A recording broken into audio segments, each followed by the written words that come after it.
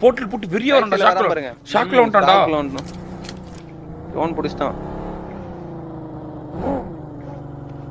பேசாம 1v3 கொடுத்து ஒரு ஷார்ட்ஸ் கிரியேட் பண்ணிடுவோமா வேணாம் அவுட் ஆகுது ஒன்று படுத்துறோம் ஏய் காட்டிக்க